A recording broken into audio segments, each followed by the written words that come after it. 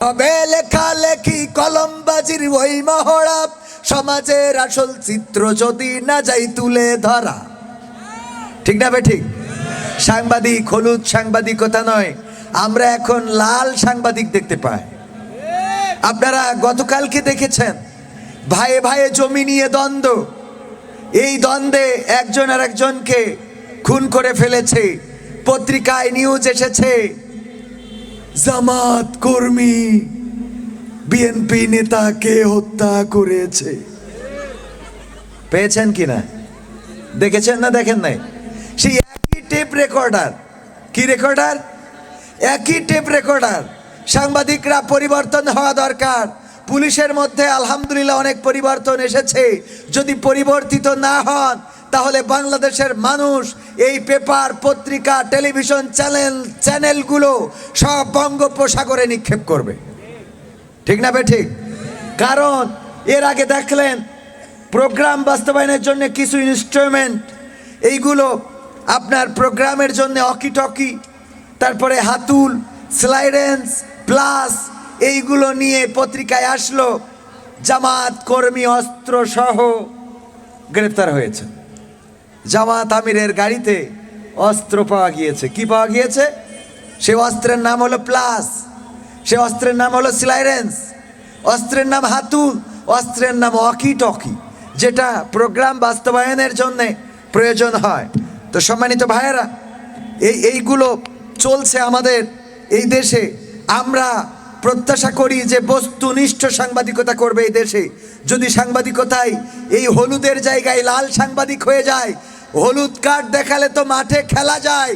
বাংলাদেশের জনগণ এই লাল সাংবাদিকদের, এই লাল সাংবাদিকতার লাল কার্ড দেখিয়ে বাংলাদেশ থেকে এই পেপার পত্রিকা বর্জন করে বাংলাদেশে এই চ্যানেলগুলো চলতে দিবে না ইনশাআল্লাহ। কারণ যেটা প্রত্যাশা করে সেটা যদি না হয়, সাংবাদিকদের বলবো পুলিশ থেকে শিক্ষা নেওয়া দরকার। পুলিশের প্রতি মানুষের বিশ্বাসটা এমন তলানিতে ঠেকেছিল যে, উদাহরণ একটা গল্প পড়েছিলাম যে একজন গরিব মানুষ প্রতিদিন একটা চিঠি লেখে আল্লাহর কাছে, আল্লাহ তুমি আমারে 40,000 টাকা দাও। কয় হাজার? 40,000 টাকা দাও। ভ্যানের ব্যাটারি কিনছি, দিনে দায়ী শোধ করতে পারি না। একটা বেলুনে দিয়ে উড়াইয়ে দেয়। ওই বেলুনটা পাশে ছিল থানা, থানার বড় বড় গাছে বাইদে ওখানে পড়ে যায়। তো পুলিশ ওই চিরকুট পায় যে ওই গরিব মানুষটা প্রতিনিয়ত একটা করে চিঠি লিখে, আল্লাহ 40,000 টাকা তুমি আমার ব্যবস্থা করে দাও। কয় হাজার? 40,000। ওই যায় আর ওই থানায় যে বেলুনটা পড়ে। তো থানার ওসি সাহেব চিন্তা করলো যে গরিব মানুষ প্রতিদিন আল্লাহর কাছে বেলুন দিয়ে পাঠায়, মনে করে বেলুনটা আল্লাহর কাছে পৌঁছাবে, কিন্তু তার আগেই তো ফেটে থানায় পড়ে। তো সব পুলিশের কইলো তোমরা কিছু কিছু চাঁদা দাও, আমরা এই গরিব মানুষের সহযোগিতা করতে হবে। তো টাকা দিয়েছে, সবাই মিলে টাকা তুলে হয়েছে 20,000। কয় হাজার? কথা কয় না? 20,000। তো এই 20,000 টাকা নিয়ে যেয়ে ওসি সাহেব সহ ফোর্স নিয়ে যেয়ে বললো, দেখো প্রতিদিন তো চিঠি লেখো আল্লাহর কাছে 40,000 টাকার জন্যে, তো তোমার জন্যে আলহামদুলিল্লাহ আমরা একটু ব্যবস্থা করেছি, আল্লাহ ব্যবস্থা করে দিয়েছেন, 20,000 টাকা অন্তত তোমার সহযোগিতা করতে পারলাম। পরের দিন উনি আবার চিঠি লিখেছে এবং বেলুন উড়াই দিয়েছে, সেটাও থানায় যেয়ে পড়েছে।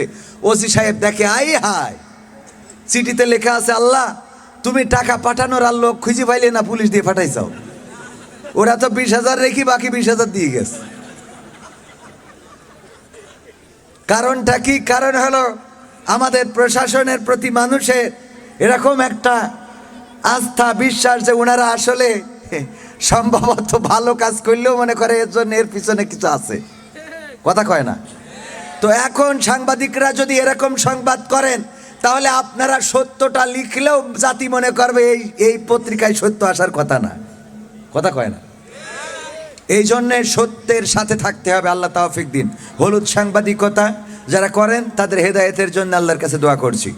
কি হবে লেখালেখি কলমবাজির ওই মহড়া, সমাজের আসল, এটা আবার বলতে গেলে বলা যায়। জনসভা হচ্ছে দুইটাই প্যান্ডেল ভর্তি। পত্রিকায় একটার ছবি আসে খুব বড় করে উপরে হেডলাইনে, আর একটা ছবি থাকে নিচেই, দর্শকের ছবি না, খালি বক্তার ছবি। আছে না নাই? দেখেন না দেখেন না? এইগুলো কি প্রকৃত সাংবাদিকতা? বরং দুইটা যেহেতু বড় বড় জনসমাবেশ, দুই পাশে ফেস টু ফেস দিলে বাংলাদেশের মানুষ এটা প্রত্যাশা করে যে সাংবাদিকরা অন্তত সঠিকটা আমাদের সামনে উপস্থাপন করবে। এখন কিন্তু অ্যানালগের যুগ না, এখন ওই 2001 সাল না যে বিটিভি খাটায় এন্টিনা ঘুরাইয়ে ঝিরঝির করবে আর আমরা সংবাদ শুনে মনে করব কি হচ্ছে। এখন সবার হাতে অ্যান্ড্রয়েড আছে না নাই? সুতরাং কোনটা আপনি টিভিতে দিলেন আর কোনটা দিলেন না বাংলাদেশের মানুষ জানে। সময় টিভি বলেন আর 71 বলেন, সময়কে অসময় করে ছেড়ে দেবে বাংলাদেশের মানুষ। কথা কয় না, ঠিক না বে ঠিক? কারণ এখন সবার হাতে অ্যান্ড্রয়েড ফোন চলে আসে, সবাই পেয়ে যায়। এখন আর ওই এন্টিনা ঘুরাই বলা লাগে না একজন এই দেখো তো ক্লিয়ার হয়েছে। হ্যাঁ, মনে আছে আপনাদের? কি হবে লেখালেখি কলমবাজির ওই মহড়া, সমাজের আসল চিত্র যদি না যাই তুলে ধরা। কি হবে লেখালেখি কলমবাজির ওই মহড়া, সমাজের আসল চিত্র যদি না যাই তুলে ধরা। যদি ওই ঘুষের বলে কলমটা উল্টো চলে, যদি ওই ঘুষের বলে কলমটা উল্টো চলে, তবে কি যাবে রোখা দুর্নীতিকে, তবে কি যাবে রোখা দুর্নীতিকে। কি হবে বেঁচে থেকে অযথা বিদ্যা শিখে যদি না গড়তে পারি শোষণবিহীন সমাজটাকে। কি হবে বেঁচে থেকে, কি হবে নামাজ রোজা ইমানদারির বড়াই করে যদি ওই খোদার কোরআন নরদামাতে থাকে পড়ে। কি হবে নামাজ রোজা ইমানদারির বড়াই করে যদি ওই খোদার কোরআন নরদামাতে থাকে পড়ে। মসজিদের কোণে বসে জিকির যত করো কষে, মসজিদের কোণে বসে জিকির যত করো কষে, এভাবে যায় না পাওয়া আল্লাহকে, এভাবে যায় না পাওয়া আল্লাহকে। কি হবে বেঁচে থেকে অযথা বিদ্যা শিখে যদি না গড়তে পারি শোষণবিহীন সমাজটাকে। কি হবে বেঁচে থেকে, কি হবে নামাজ রোজা, কি হবে আলেম হয়ে ইমাম সেজে সমাজেতে পারো যদি সত্য কথা উচ্চ স্বরে না বলিতে। কি হবে আলেম হয়ে ইমাম সেজে সমাজেতে পারো যদি সত্য কথা উচ্চ স্বরে না বলিতে। চাকরির ভয় করো যদি ছেড়ে দাও ইমামতি, চাকরির ভয় করো যদি ছেড়ে দাও ইমামতি। কি হবে ধোঁকা দিয়ে আল্লাহকে, কি হবে ধোঁকা দিয়ে আল্লাহকে। কি হবে বেঁচে থেকে অযথা বিদ্যা শিখে যদি না গড়তে পারি শোষণবিহীন সমাজটাকে। কি হবে বেঁচে থেকে, কি হবে নেতা হয়ে জনবলে ঘাড় ফুলিয়ে দড়া টানা গরম দেখে যদি থাকো ঘরে শুয়ে। কি হবে নেতা হয়ে জনবলে ঘাড় ফুলিয়ে দড়া টানা গরম দেখে যদি থাকো ঘরে শুয়ে। এর চেয়ে সেজে গুজে ভিলেনের সঠিক পোজে, এর চেয়ে সেজে গুজে ভিলেনের সঠিক পোজে।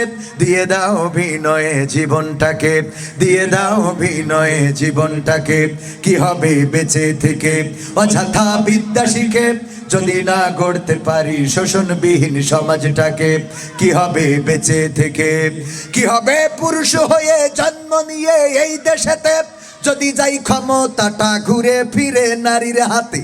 কি হবে পুরুষ হয়ে জন্ম নিয়ে এই দেশেতে যদি যাই ক্ষমতাটা ঘুরে ফিরে নারীর হাতে।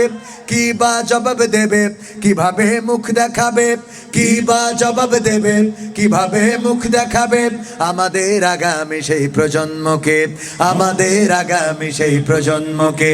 কি হবে বেঁচে থেকে অযথা বিদ্যা শিখে যদি না গড়তে পারি শোষণবিহীন সমাজটাকে। কি হবে বেঁচে থেকে, কি হবে আকাশ ছোঁয়া বিলাসবহুল বাড়ি গাড়ি না খেয়ে কত মানুষ পরপারে দিচ্ছে পাড়ি। কি হবে আকাশ ছোঁয়া বিলাসবহুল বাড়ি গাড়ি না খেয়ে কত মানুষ পরপারে দিচ্ছে পাড়ি। আজরাইল আসবে যবে মাটিতেই পড়ে রবে, আজরাইল আসবে যবে মাটিতেই পড়ে রবে। কোনো কাজে লাগবে না ওই প্রাসাদটাকে, কোনো কাজে লাগবে না ওই প্রাসাদটাকে। কি হবে বেঁচে থেকে